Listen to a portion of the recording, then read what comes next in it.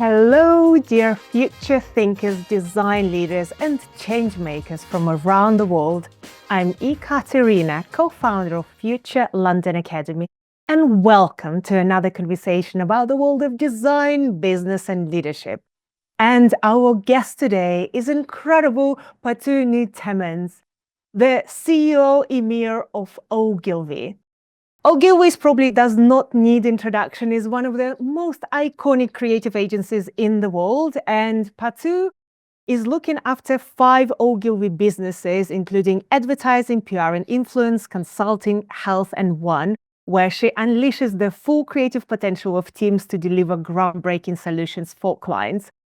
So as a EMEA CEO of Ogilvy, obviously Patou does incredible things, and Ogilvy won so many different awards. I cannot even name all of them, from Cannes Lions to being on Forbes list, and recently WARC recognized them as most effective agency network in the world, and also the most creative agency network in the world, making them the first time a single agency network that has been ranked number 1 in both the Creative 100 and Effective 100 in 3 consecutive years. I'm so excited about our conversation today. Welcome, Patou. How are you doing? Thank you so much for having me. My God, what an introduction. And it's all thanks to me, all of those accolades. Well, that's not true at all. Wonderful to be here. Thanks for having me. Well, thank you, Patou, for coming. And we will dive into all sorts of important things today about being a CEO, seeing things through the lens of being a CEO. What is the connection between creativity and business? What does your day look like? As well as what does it mean to be a leader overall? And how do you make decisions? How do you inspire people? And all these incredible things that as a leader, as a business leader, as a creative leader, I think are topics on our mind today. But let's start with you and your career journey. We were recently chatting to Jim Pryor, the former CEO of Super Union, and he says that no one grows up wanting to be a CEO. It's not something that someone asks you, who do you want to be? I want to be a CEO. So when someone becomes a CEO, that's always an interesting story of how someone gets to that position, this mystical, this incredible place that everyone potentially dreams about in their professional careers. So you've been with Ogilvy for many, many years, and you worked in different parts of it, and you've seen it inside out and worked in different regions as well with a variety of clients. So it only makes sense that you got to very senior leadership through your career journey. But I'm so curious to know, what was that, I suppose, last mile of your journey where you're already very successful, you already lead teams, you're already very good at what you do. So how does the opportunity of becoming a CEO even comes about? Well, it definitely wasn't expected until I actually got the title, that I can tell you, until the last minute. I remember actually my husband is roaming around here, and he'll remember that I got my boss in those days said, okay, do you want to know the outcome of the interview process? Because I did have to interview as one of the internal candidates for this final role. And it was quite late. I was actually in Dubai at that point in time. And I said, well, better get it over with. But absolutely not expecting that I would get it. And my family and my daughter, so my husband and my daughter, sat on one chair and I sat on the other. And when, my boss told me that I got the role, I was still incredibly surprised. Because I grew up, I started as an intern, I suppose. So that story of thinking that you're an intern and then you ultimately get this privilege to become a CEO. I think the second thing was that I'm not English or American. So I figured, in myself, imposter syndrome. I remember talking to Mark Reed, who was one of the people who interviewed me, currently runs WPP. And I said, it's probably unlikely that you would give that role to a Belgian woman, right? Because our board, our international committees, our excos, they're all people from big markets. So why would you give it to somebody from actually a small market? So that's definitely, I wasn't expecting it from that angle either. And then definitely also because I never had the ambition to be a CEO, so it's just as My colleague from Super Union kind of, said, people often ask you this, right? They ask you and go like, oh, how did you build your career? I didn't do anything else but work really hard and put everything in every, step or opportunity that I got, mostly driven by insecurity, I think, actually not even by necessarily ambition. And through that, then ultimately, growing up and kind of, getting this role is still, even when you said it, actually, you were saying, and CEO, and I was going like, oh, that's me now. So it's still actually quite hard to believe, and I find it an incredible privilege. Why did I get it? I suppose because I've been with the company in many different roles, 6 different homes across 3 continents. So if you want somebody who represents the diverse region as EMEA, I really worked across it, and also in maybe some of its unexpected corners, such as South Africa, obviously all the way down into the south, as well as the Middle East, which are real contributors to the region. So having somebody who had that experience across multiple markets, speaks a few of the languages, really appreciates the diversity, I think. Maybe I'm assuming that maybe that was one of the reasons. And then, yes, as you kind of, mentioned before, throughout my career, it might have been largely with Ogilvy. I was away for quite some time, but then kind of, came back. But I suppose it does feel like very different jobs, although all at the same company. So I had a wide variety of roles. It's not like I've been, an account executive, an account manager, and just grew up and became CEO. I had such a wide variety of roles across our different capabilities. And so maybe that diversity of what I've kind of done in terms of countries as well as roles.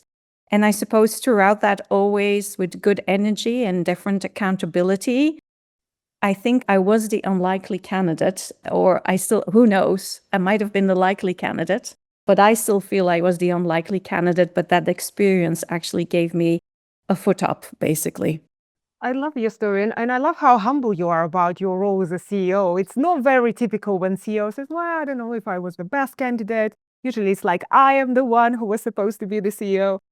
But I also like how you talk about the diversity of the roles that you had and what you learned. I know it's obviously difficult to predict why someone becomes a CEO, but looking back, I'm sure you try to analyze some sort of logic between those decisions. Would you say there were any critical moments or maybe results that you delivered that at least put you on the map as a candidate of a CEO? Yeah. Look, I think I led digital for a while when it wasn't popular, which makes me very, very old. But that's true. I was one of the first, I think, chief digital officers that was even appointed in the world in any kind of, big company. So I suppose I'm assuming that if they appoint leaders, that they want people who are future fit, and hence having, a lot of obviously brand and background in the foundational capabilities of our business, but having really been at the forefront of innovation, I assume that was a good choice at one point in time. And that's definitely, I think, still needed today, is to be able to demonstrate that you're at the forefront of innovation, at that forefront of being able to rethink and drive real transformation. And so that's, if I look at something that I've done throughout my career, there have been a lot of change management roles where something was either not modern enough or was something very new, or something was broken and it had to be fixed. And I suppose having been able to demonstrate that I can take something like that, truly innovate and bring something new to the forefront, such as driving the digital agenda across all of our businesses when nobody cared about digital, or basically taking a region such as the Middle East, which was, okay in terms of performing, but never exceptional in its performance, and really turn that around. Or actually take an acquisition that we took and truly integrate it and make it one of the most successful acquisitions WPP has ever done. Those were, I suppose, evidence of actually taking something on and really trying to drive or achieving change with it. So I'm kind of hoping it was that, because it's still hard to believe, by the way. But those are the things, together combined with that international experience, and the breadth of expertise that I have, which are all things, by the way, I stumbled upon. If you work for a big brand organization, I think they build out career paths for people. It's not what we do in the agency world. You kind of, take every opportunity as they come. And I was lucky to kind of get quite a lot of international opportunities and always had the courage, with the help of a lot of family and friends, to have the courage to take those on. So that, combined with this sense of being able to be at the forefront and drive change, is hopefully, I think, or I'm assuming, helped me to kind of, get this role. It's so interesting how you mention this kind of key moments that kind of aligned with this progression. As you said, thinking about the future, I think this is literally the role of a CEO, to understand where the market is going, what might be next. And you show that something on your mind, and you already proven that literally being future focused is part of your job. On the other hand, showing the real financial metrics, and as you said, turning a region around and showing that you can grow revenue. It's another area of a responsibility for the CEO. So again, showing that you can grow revenue, you can improve a region, not just take something and grow from there, but actually turn something around. And interesting that you mentioned acquisitions as well, because I think that's something that is not on everyone's mind when they think about the role as a CEO. There's not just acquiring new business, but also acquiring companies and how that can drive growth. So being more strategic and, again, see opportunities when they come. And as you said, layered with all the breadth of the experience that you had, it makes sense why you're such a great fit. Going back to when you had to make these decisions, I think in the moment when you go for these opportunities, and you said you were going for maybe not so obvious opportunities, not the ones that everyone was going after, it's also very easy to fail and maybe go after a region that doesn't have a potential, go after opportunity. I mean, it's great that digital did work out, but what if it was some other thing that wouldn't work out? Then you would have a massive failure on your resume of something that you tried to drive and didn't go anywhere. So someone in your position, or maybe 10 years ago, how would you say you were thinking about those decisions, what to pursue and what maybe is not worth your time, or it was just luck? Yeah, I think maybe it was actually the freedom of not necessarily pursuing a career, but always taking on an opportunity to learn and to grow, and always going full in. And it reminded me, when you were talking through what I gave as reasons, I actually remember that when I did that acquisition, which was an acquisition, well, again, I didn't do the acquisition, let's be clear. We get a candidate from WPP, then you make a business case basically for it. And I remember that actually it was Mark Reed, actually in those days, who used to then run digital. He wasn't the CEO of WPP yet. And I remember presenting this ginormous business case to him for this acquisition, which, by the way, I had very little support in the rest of the organization. So it really was me and a partner who really went for it. And he actually said at that point in time, it's a small thing. If it grows, it's great. If it doesn't grow, not so much of a problem.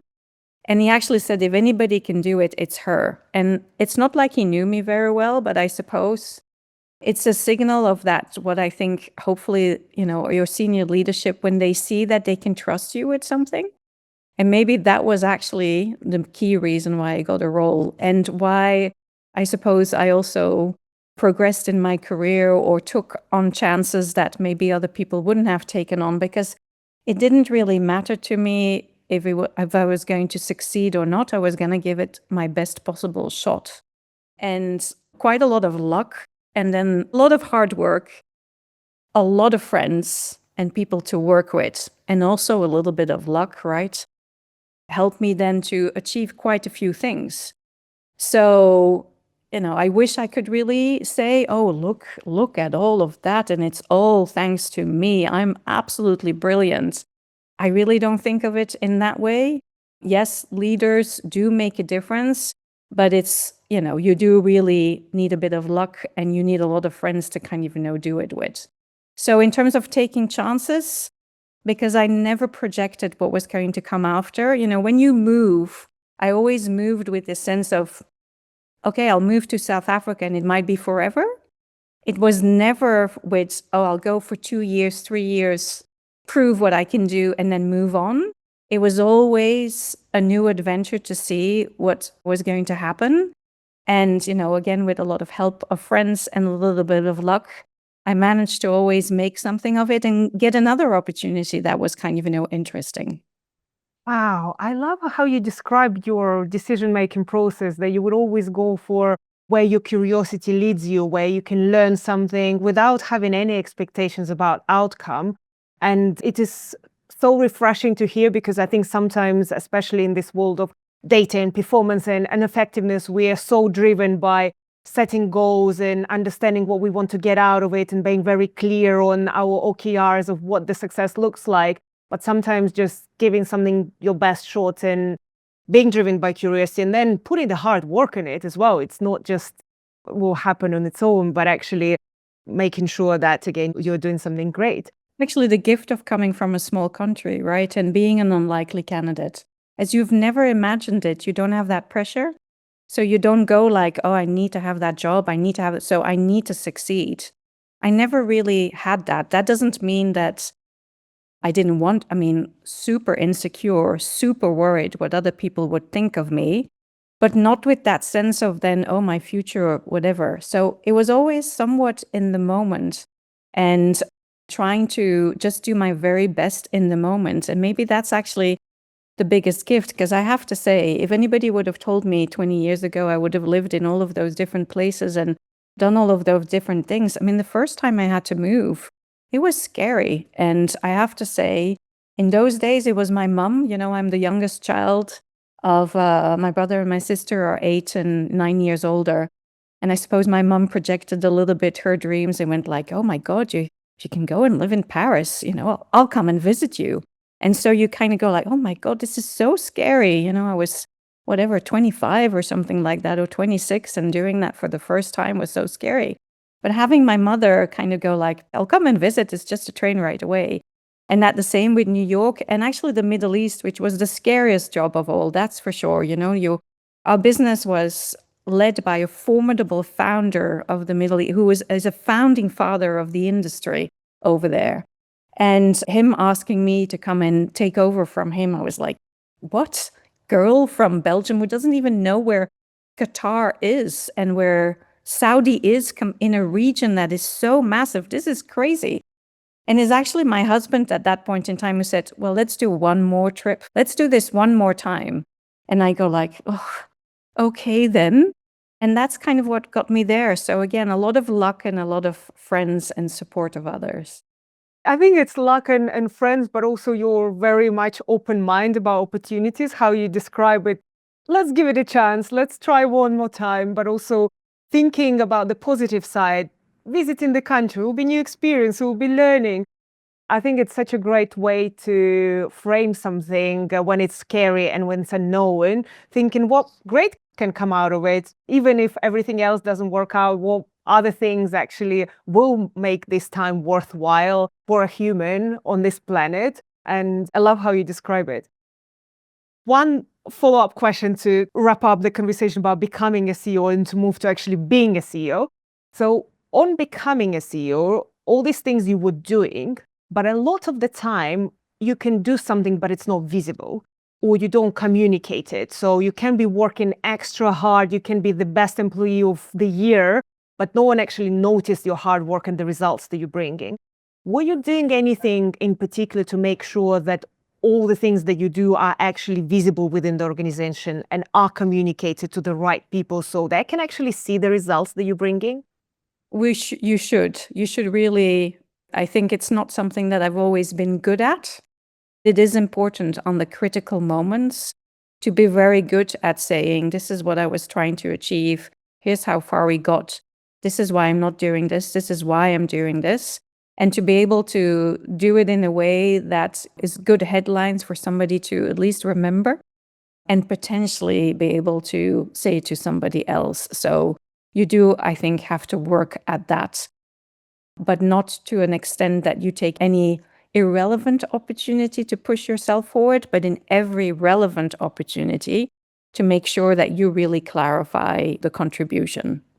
And what would be the example of a relevant opportunity and the format in which you would communicate your achievements? Yeah, that is when you do your plan, when you do your budget, when you clarify your strategy, when you have your whatever weekly, monthly, quarterly check-in, when you have something that's really been achieved and you want to proactively just kind of, shout it out basically. So those relevant moments, you have to make the best of them. And would you say the best way to communicate let's say, to a wider team, so maybe not to your direct manager or someone who you directly work with, were you doing, I don't know, company-wide presentation, an Oh, email to absolutely. everyone, post on LinkedIn? What are the things that... Oh, yeah. LinkedIn is I wish I was, more Gen Z in that space and kind of, do a bit more there. But on team communication, I can tell you is a superpower. I think everybody knows that, you just look at your personal life. I think I've become happier in my personal relationship when I really embrace communication. When you try to hide things away, you're reading into things or whatever, or you're assuming people know and all of that kind of stuff, it doesn't work in personal life either. So definitely in everything with everybody, every stakeholder, your seniors or your team members or your juniors, communication is critical, and thinking about taking that communication moment to really have impact and achieve of what you want to achieve is super important. So communication should always be very well prepared. That doesn't mean you can't be authentic, but I think it's important to really think about communication. There's so much that can be achieved in a moment of communication, in aligning people, in landing key messages, or in just enthusing people about what's kind of, next. So very, very important. I love this topic, and I agree. Someone said that communication is not an extra kind of part of the job. It actually is part of the job. If you cannot communicate what you do, that means you're not doing your job properly. So communication is a core skill of anyone's role, whether it is a designer, whether it is a CEO, whether it is anyone else. What were there maybe, because it feels like you had to learn a lot of things that maybe didn't come naturally to you around communication. Any top tips of things that you learned that massively improved how you communicate to especially senior leadership or wider organization, your achievements, or just very important things that you wanted to convey? Yeah, I think overall, just in life, I think I say this to anybody who's in the workforce, by the way, is do not expect anybody to be mind readers. It's super important. I think a lot of, again, by the way, I still have bosses, right? So again, I can't assume that they know what I think or feel. I don't think it's right to put that burden on them. If you feel they're not doing something, or you have an expectation of them towards you, towards whatever team in the widest sense, such as me, an entire region, or a smaller team of 3 or 4 people, if you have any expectations, you have to voice them in control of your own career, and do not expect people that are more senior to you or next to you or junior to actually kind of know. Nobody is a mind reader. So being able to verbalize what you think people need to hear is super important. And then I think around communication is just to really, I think I had to learn throughout my career to be more purposeful about it and to really embrace it and to never shy away from it. I think, for example, I still see a lot of CEOs who, when an agency or a team is going through a rough time, they won't tell people. And then you get all of the sense of where people are going like, something is wrong. There's too much pressure. We have to all work so hard. Why is this? All of that. Well, if you communicate to people to say what is actually going on and why is this important, be authentic in that and invite people's feedback and questions around it, then you can get people along. I remember that people often don't, in a public organization, want to talk about profit. Like, if profit is a bad word, assuming that everybody in the organization understands that a business, to be able to move forward, needs to be able to make profit, because profit is a way to assure cash flow, to ensure basically investments, to ensure increment, and that you have to increase to get your stakeholders' confidence to be able to continue to do that. is something you have to explain to people. So everything is about, I think, is communicating more than less, being very purposeful about it, and I think being very open about it, about what you kind of need people to know, and don't expect they know. And then maybe the last thing, repetition is key. Like, again, assuming that by telling them once, everybody will totally get what you have in your mind, that doesn't work either. For example, if you have a strategy and a plan against it, it's important that you continue to demonstrate what that strategy and plan is at every moment of interaction that you have, so that people can start, they don't necessarily make it their own from the first time that you kind of, tell them. They need their learning curve, and through repetition, real conversation around it to see if that you've got shared understanding. That's basically how, I suppose, you get to a shared kind of, agenda and a shared understanding of messages. Otherwise, there's so much interpretation, which is normal, right? Everybody looks at things from their own kind of, lens. So maybe communication, maybe then last, is truly always two-way. It's never one way. It's important that sometimes you have a forum where you have to be one way. But again, the invitation of follow-ups, of conversation around things, around seeing if people really understand it, if they're with you, because I change my mind 100 times because I invite communication and people tell me something else. All of that is kind of, super important. So we're in the communication business. It is surprising, the more senior people become, it seems sometimes they communicate even less or think about it less purposefully. And I would argue you have to do the opposite. This is such a great point, Patou. And I think someone told me once they need to communicate something 12 times for someone else to actually remember it and understand it. It doesn't mean just repeating it. It could be verbal, then written, then poster on the wall, then short communications, long conversation, whatever. But I kind of put that also for myself as a reminder not to expect anyone to remember anything unless it has been communicated 12 times. After 12, I should question whether someone was listening. But if it hasn't been communicated 12 times, then probably it's my fault, not other person's fault. Now, let's move to your current role as a CEO and your day-to-day life. I cannot even imagine how you manage all of these different careers and people and teams and conversations in your head.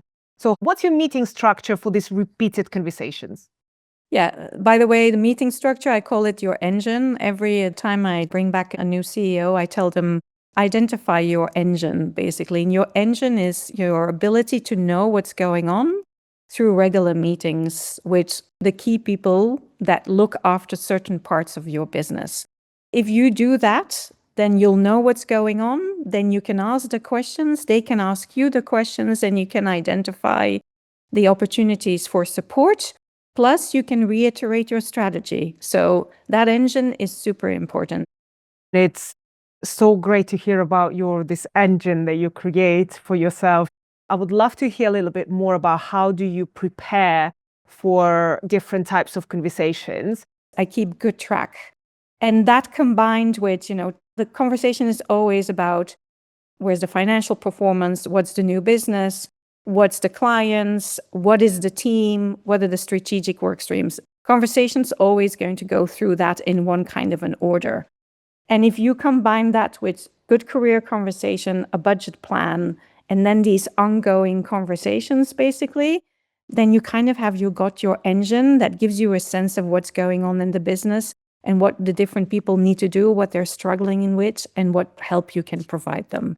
I agree. It's like so crucial to keep track of things, have the right structure, how to make sure that there are some clear actions, goals, or anything else. How do you leave the meeting and how do you make sure you follow up on whatever this is that someone needs to do?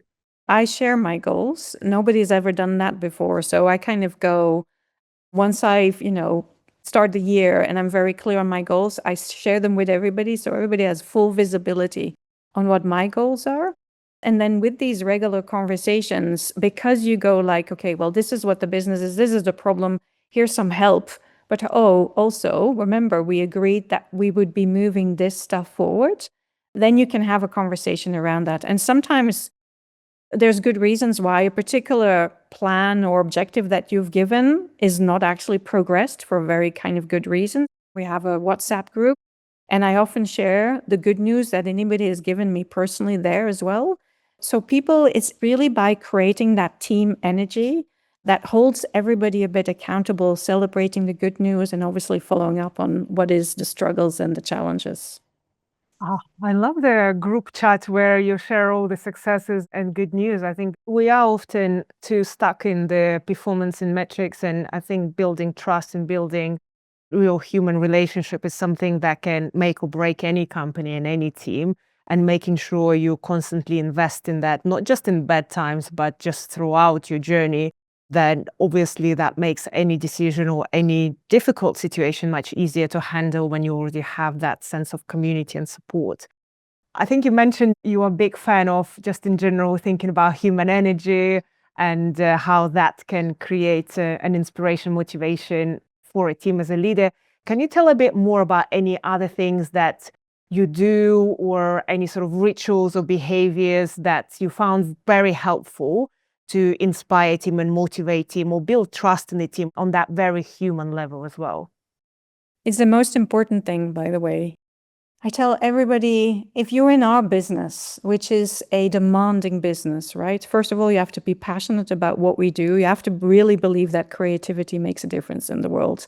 Otherwise, why would you be in a business that is often not 9 to 5, right? And comes with peaks, a lot of strains, because you're in a client service business in general. Whatever role you've got within our agency, we're in the service of our clients. Our clients have a lot of stress and strains, and they translate them straight to us.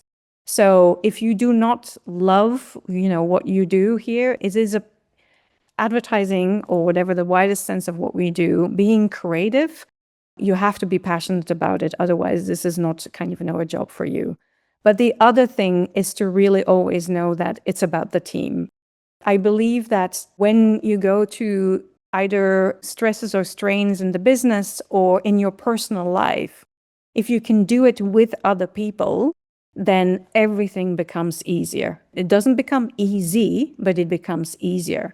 So when you're in a team and you have to stay at home because your whatever child is sick or you're struggling or whatever if you're an actual team, you can ask somebody else to step in and say, next time I've got your back if you got my back now. As a region, you can imagine as a wide, now taking it from the, I think, day-to-day to reality to how that works for us as a business, the wide variety of countries that we have and the many clients that they have is actually our strength as much as it is our weakness. In a sense that somebody will always go up. Businesses are cyclical. You will lose a client, it's for sure. You will lose a pitch. It's part of agency life, basically. So while others go up, others will go down and vice versa. That's why we're an ecosystem. And that's why for me, having lived in all of these different places and truly realized that together you're stronger, that's why I've actually made it my operational strategy. And hence creating a real sense of team and a culture with my team, but all the way through the organization is actually my biggest ambition and dream.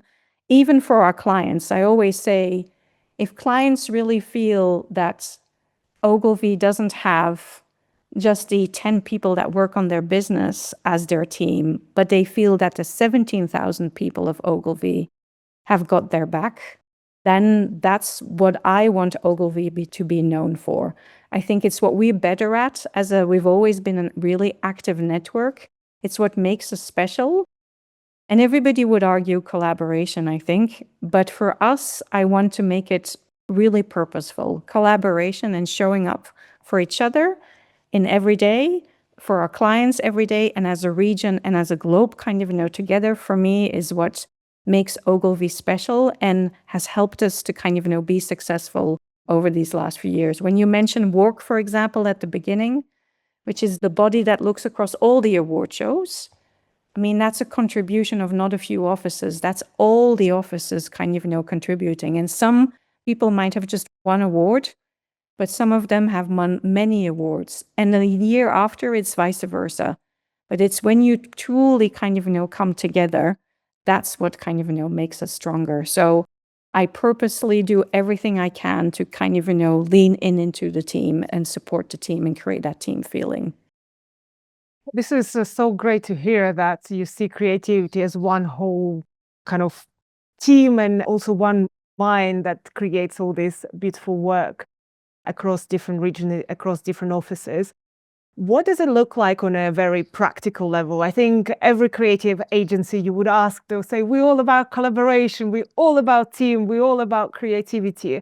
What would you say you had to very strategically implement to make sure it actually does happen, this creativity and collaboration? Are there any structural things or anything else that help team truly embrace that philosophy? There's so much that we do, but there's so much more than we could do. So one of the things, for example, that we do is if you want to make team a real lived experience and, our strategy, which is borderless creativity, basically, as you can hear, borderless means the collaboration between countries, between people, between capabilities, right? So our strategy is that. Operationalizing that is basically the plan for growth, right? And from there, you turn it also into a culture. So one of the things to make that a lived experience for everybody is to create more communities of experts that have a reason to kind of, to come together, whether it's because of a client, because of a certain skill set, because they're all AI champions and they want to lead us in the forefront in terms of how we adopt AI, or sometimes purposely, as I created a group which is called the Exchangers, which is a group of young leaders from across all of our markets that kind of serve as the shadow regional leadership team. Because if you're not part of a community of expertise or a client or senior leadership, the rest of the teams don't necessarily feel this collaboration in the same way as some of these other groups do. So thinking where those gaps are and actually creating another purposeful community of young people who come together, who have as a purpose to tell us what we need to hear as CEOs. So for example, these guys come together, and at our recent leadership meeting, I gave them a slot and basically said, if you were CEO of Ogilvy, what would you do? So it's all of these things that if you just think about purposely trying to create it, there's so much more that we can do. I would like to switch gears a little bit more and talk about business, because we have so many questions that were submitted before this conversation about all sorts of business things that creatives would love to know about. As a CEO, you need to look at business health. Your role is to make sure, as you said, there is profit, there is some sort of fuel for the company to function, that it is growing, it is doing well, and therefore you have opportunities to do great work and to build great teams. So what are the things that you as a CEO look at? What's your, I suppose, dashboard of health metrics of the organizations that you look at, whether it's daily, monthly, yearly? So what are the key things that you look at? Yeah, I definitely know, I would say daily where our business is at, so that's not through a dashboard though. If you're part of a public holding company as we are, we have a lot of reporting that goes on. So I suppose all of our markets have quarterly forecasts, basically. So that's when they kind of forecast what the year is going to basically look like, and they have quarterly a chance to adapt that forecast. So that's a very, very important moment. And then we also basically look at our actuals. So how much revenue and profit have we done every month? And is that in line with the forecast? Or say, are we seeing basically challenges in certain markets? And we have all of that detail for obviously all of our units. And I've got a fairly big financial team that each looks after parts of the region and then kind of, bring it together to be able to signal what is going well and what isn't going well. So financial revenue and profit is obviously kind of, really critical. We also very much track our new business kind of, performance. So we always start with a target in terms of how much new business we kind of need to win. And then we actually look at our pipeline of, we have a system that captures all of the new business opportunities that we have, and then actually tells us if we won or didn't win, kind of, the business, which gives us a sense of how much on average we can win. And as such, that allows us to say, okay, well, that's the new business that we hope to win to be able to solve our targets. is that realistic or not based on our historic kind of, performance? So that's a really important kind of, indicator. A third important indicator is our client satisfaction. We know what our clients are saying. That's a really important indicator of the business. We also obviously look at our talent surveys that most of our offices do pulse kind of, surveys. If people aren't happy, they can call to anonymously. So it gives you also a sense of like, is there a part of the network that isn't necessarily working or where there's a problem that we kind of, have to address? So there's a lot around kind of, talent or training programs where we ask for people's kind of, feedback. And then you have potentially on your work stream. So on our strategic work streams, you have indicators as well. So we track usage of the open tool. So across your strategic work streams, you also have certain KPIs, sometimes quantitative, sometimes qualitative, that you kind of keep track of to see if we're actually moving. Now, obviously, our creative performance, so that's also something that we absolutely track. We love awards because they're industry recognition of how we obviously are doing. What matters for me, awards really matter, mostly because it allows us to tell the industry the impact that we are making. I also love awards because I see what it does to talent. For anybody who's creative on this kind of, podcast, being the creative, we're all creative if you work in the advertising business, but I have to say the job of a creative person who has to always come up with an answer to the brief. Okay, here's the response, right? And then has to deal with hundreds of opinions every time, every day. That resilience, my God, that is quite something, like we're all emotional beings. And every time you have to come with an idea, you put your heart in it, you put it on the table, and the account has an opinion, and the strategist has an opinion, and your creative director has an opinion, and the client has an opinion. And you have to take all of that and then do it again and again forever. So for me, awards are important because I can see it on the faces of our people, like when those people who actually win an award go on that stage and what it means to them, that really matters. But for awards, what matters most to me is that you win, I think locally for me is the work recognized in the market that you actually work on? Is probably certainly as important as winning the big kind of, titles there, because that's where people that work with you in the industry see it, recognize it, and potentially follow up on it by either wanting to come to work for you or wanting to hire you as a client. So the work that happens in markets and that celebration of that work in markets is what matters most to us. Sorry, I interrupted you because I forgot the most important one, which was creativity, of course. Thank you for sharing. This is actually a really nice segue to the conversation about how do we measure creativity and what are the business metrics for creativity. And you're right, I think awards is such a great way to celebrate the talent, to recognize something that everyone worked hard on. The same time, awards on their own cannot satisfy businesses who pay for creativity and want to have certain results. And I think every creative that you talk to will share the struggle of measuring the creative impact, measuring the impact of design or creativity or whatever we want to call it. And there are some things that I suppose the industry is kind of getting more and more aware of with all the data that we can have about certain campaign performance, or if you're building a product, then experience, and we can send surveys with satisfaction. How would you say, what kind of things do you measure as a success of something? And how would you say a creative can translate the value of what they're doing in business terms? What kind of business terms they should be using? And also on which kind of horizon of or time frame? Because I think a lot of things are not very immediate with creativity. And especially if we talk about brand, we talk about something that very much might take a year or even multiple years to see any impact.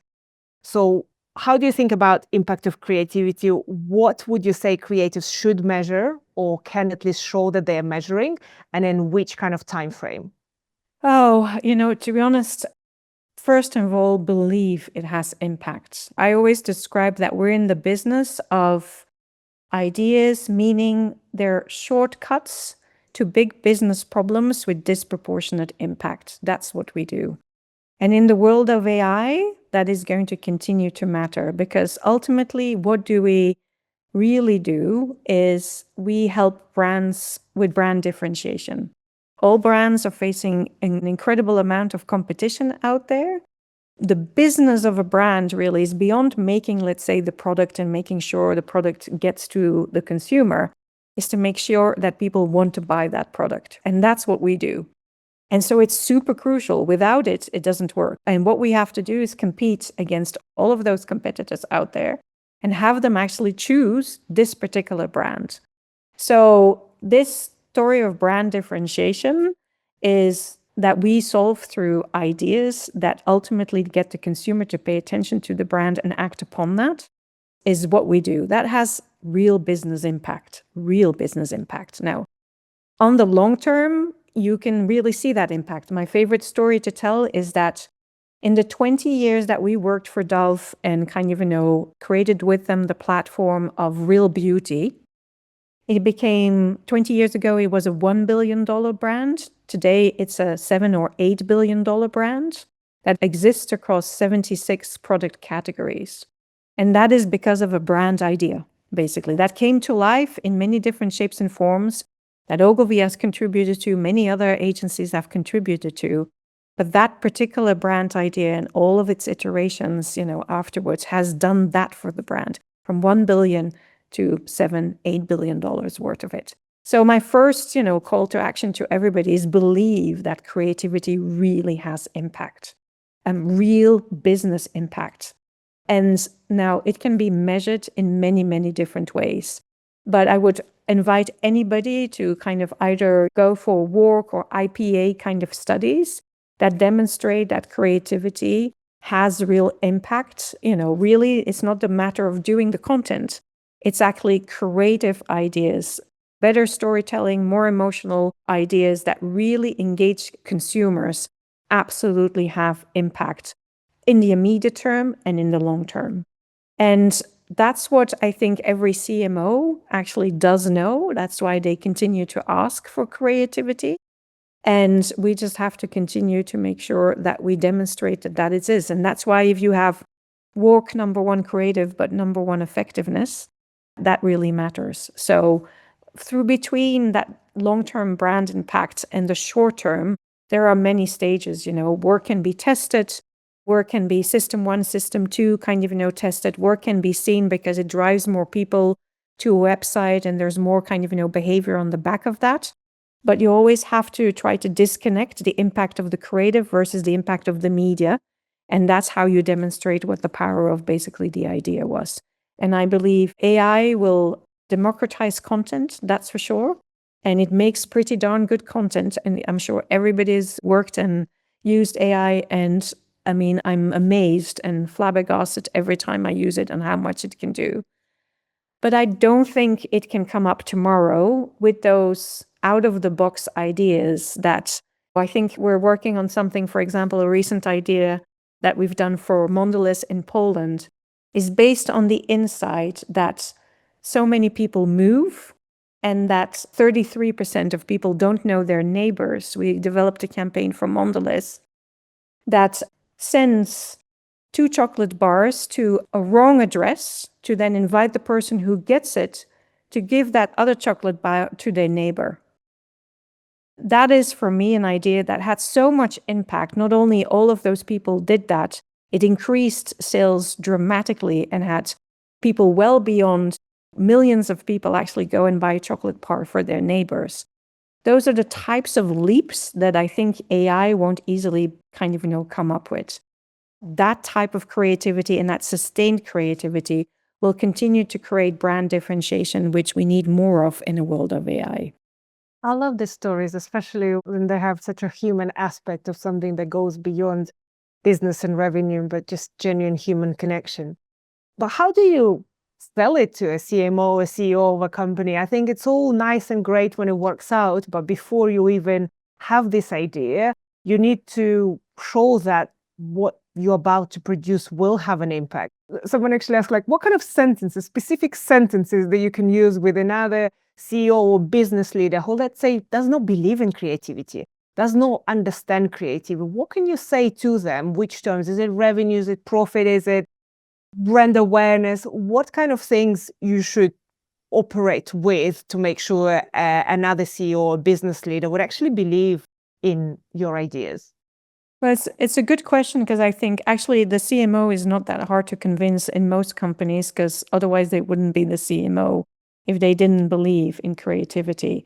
But what CMOs tend to tell me is where they struggle is between the investment of short-term performance versus long-term brand investment. And again, CEOs or their C-suite are very keen to drive those short-term results, which is you just make sure that the right message gets in front of the right audience. And if you do that, you will get short-term kind of impact. But it doesn't necessarily create that lever of long-term impact. And that's where I think that continued making those people see the importance of long-term brand investment and creative investment, not just a piece of content, but creative investment that contributes to that brand differentiation. There's a lot of studies that kind of show that, and we need to do a better job of actually showing those C-suite stakeholders that that's what they do. So for the rest, to be honest, every idea delivers on a brief. And on that particular brief, you can demonstrate how it actually is going to, not just through the idea, but through the combination of media investment and strategy and comms planning. Is it going to deliver on that? And then obviously hold it accountable to do so. But I think what's much more important is to try to get the C-suite to believe that creativity is a lever that you can use that is proven to multiply the impact of this action, of this piece of content, of this media buy. And there's a lot of studies that do that. We obviously can demonstrate it to a lot of the work that we're doing, but showing that evidence to clients is super important. Talking about how to convince a CEO, how can someone convince you to invest into something? I'm sure the creative teams come to you with all sorts of ideas and asks about bigger teams, longer times, new office, fancy things, whatever people want. I'm sure you have lots of demands to sign off a budget on something, or learning opportunities where people want to invest time in learning something. How do you assess when someone asks you for a budget in terms of the impact and return on investment that you will receive if you sign this budget off? I suppose it's the same with clients. Does it deliver on the brief? I suppose that's also what, clients are looking for is, does it deliver on the brief? For me, investment happens if it actually delivers on the brief, which is our strategy, basically. And that's really what you're kind of, looking for. Would this kind of, move us basically kind of, forward? That's the most important evidence of what you can see. Sometimes some things can come with a real business case. Oh, if we invest this much, and we assume that that is going to happen because we believe, based on previous experience, that it can do that. That's the impact that we will see. So some things come with real kind of, financial scenario kind of, planning to demonstrate that. But sometimes it is, I need to move this capability forward. So I've done due diligence, and I've looked at all of these different people. This person with this caliber of talent will move us forward. And because we've seen enough evidence that if we've got great talented people, that they can really make a difference, then that's where you make the bet and continue to invest in things that move the business forward, delivering, though, on the briefing, on the strategy. What would be those metrics that potentially would be interesting in seeing? So one is obviously potentially additional revenue, that whatever this investment, whether it is investment in talent, in your office, whatever. So one is that it should bring additional revenue, which might be new clients, or it might bring some bigger clients or whatever it is. What other things you see as value return back to the company? But it's what I've kind of mentioned before. All of those different KPIs are connected, right? So sometimes you do things because you go like, well, I have this client and ultimately we're about growth, right? Let's not kid ourselves. We're all held upon not going backwards, but going forwards, which is growing in, one way or another. And growing can happen in many kind of, different ways. It can go through a client, it can go through a new capability, it can do by doing more for an existing client or by winning more new business. So it's all of those kind of, levers. Again, just delivering on the strategy of borderless creativity, our different capabilities, and where we do need to go. So that's how somebody argues a particular kind of, investment. It always is about ultimately growing, but maybe not directly, but by investing in something that is an unlock to actually achieve that growth in the long term. And are there any particular things I suppose, is it retention or anything else that you measure that can indicate this long-term growth that client satisfaction, retention, new talent, new skills, young talent combined with old talent. There's all of these different levers that you look at, So for example, I really believe there's a lot of talk that AI will take away junior talent, right? And that AI will replace the talent of junior people. I don't believe that. I ultimately believe that AI will do all the jobs that can somewhat be automated, but human ingenuity is what we continue as a creative agency to continue to be about. And to have truly, and I call that augmented creative solutionists. That's the agency I want to be. I want to be less about what we do, more about the people that are in it. And if you believe in that, then you know that you need diversity of talent. You need people with different skills, different types of experience, and definitely you need junior talent that can be part of this creative ideation because they bring a different perspective. They represent an audience group that the rest of us have a difficulty to kind of connect with. And they bring a sense of energy and thinking. My daughter, the stuff she comes up with, I go like, my God, I would have never thought of that stuff. So that's, I think, the sense of continuing to know what your strategy is and what the essence of that strategy is. Everything that people come up and say as a plan or an investment or something like that needs to ultimately deliver on that plan. And so, sometimes it's about somebody key that we need to retain, it's about somebody we need to hire. Sometimes it's about new skills that we kind of need. Sometimes it's about an absolute trip that we kind of need to take. It can be all about those different things, but it's ultimately about delivering on the strategy or delivering on the brief. Oh, this is such a great explanation, how well you articulate the value of creativity, and that it really is inspiring for people to hear. What for you as a leader, as a human, has been the best investment throughout your leadership career? It can be work-related, non-work related, but whether it is your time, your money, or anything else that you invested in yourself, what was it that you felt like had the biggest impact in your life, career, business, whatever that is? Oh my God, we're going full circle. We're really on the dot. Did you do this on purpose? I really didn't, we didn't do it on purpose, but I'm going to go back to the beginning. As I mentioned before, I know that I look incredibly young, but I'm obviously, somewhat in the second half of my life already. And looking back at my life and the struggles of today, I'm surrounded with many more older people. Life becomes somewhat easier on one hand, but also somewhat tougher, health challenges, all of those different things. If I look back, then I know that the biggest gift that I stumbled upon, not necessarily purposely pursued, is growth. Anything that made me learn and grow. And that curiosity, helped by my mom who said, now go off to Paris. And you go like, my God, I don't know how to do this. And my friends and all of that kind of stuff. Or my husband then said, go to the Middle East or whatever. All of those things that have led me to really continue to learn and hence grow is the most cherished thing that I have to kind of today. I remain to wanting to learn, to grow. And it's the biggest gift that life can give you. In life, as a person, in career, if anything matters to me is to have this vast amount of experience and this continued curiosity to continue to learn. And it's the thing I'm the most frightful of, is to lose that, is to become small rather than big and open. So that's the thing I invested the most in, sometimes helped by others, not purposely wanting to kind of, do that stuff. But looking back, it's the thing that I did the most. It did most for me, for my family, for my kids, is the thing that wasn't always easy, but is the thing I'm the most grateful for. So As long as you're growing, your life should be about growing. And that's doing many different things, getting out of your comfort zone, being curious, looking beyond the cover, being kind to other people, inviting them in, listening to different perspectives. I'm definitely not perfect and not do all of those things, but it's always a gift to me when I feel that I've learned and grown. It's the most magical thing.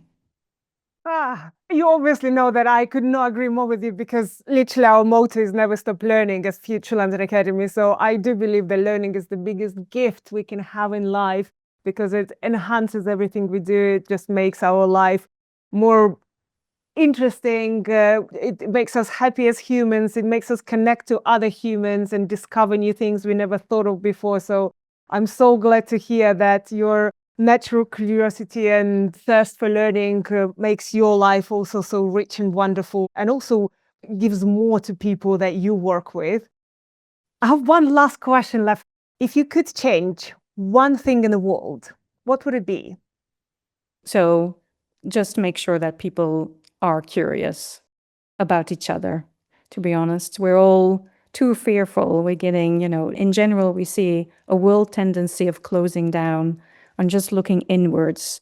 And I tell you, the world is so much better when you celebrate not just what, we have in common, but if you celebrate what makes us different. So let's celebrate what makes us different. And that's the one thing that I would want or wish the world more of. Yes to that, Patou. Yes to more curiosity and celebration of our differences. As you can see in this wonderful Future London Academy community, we have as many different, curious, wonderful people as it's humanly possible. And I think that's definitely something that makes us all better as a humanity, just meeting other people, being curious, being open-minded, and connecting to each other, and just celebrating how we are similar, but also how we are different. I hope spring is with you, and thank you very much for having me, Katerina. Thank you. Every single minute of it was worth it. So thank you for sharing all of your stories and insights. I think it's such a gift for all of us. So thank you so, so much. Really appreciate you finding time for this. And if anyone is curious to hear more about Ogilvy, or check out obviously the website, check out all the incredible work, follow on social media.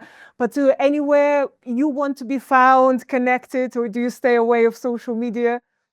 Oh, no. Look up David Ogilvy and read one of his old books. You can kind of see that they're still very relevant today. And so start from there. And in the meanwhile, social media is so filled with all things. Disconnect now and again and just talk to your friend kind of next to you. But hey, I'm saying that while I do doom scrolling every day as well. So let's find the right balance of both. Balance of both. Let's read books and connect to each other. This is wonderful to end our conversation on. And thanks everyone for joining. Thanks, Patou. And until next time. Au revoir. Merci. Bye, everybody. Thanks.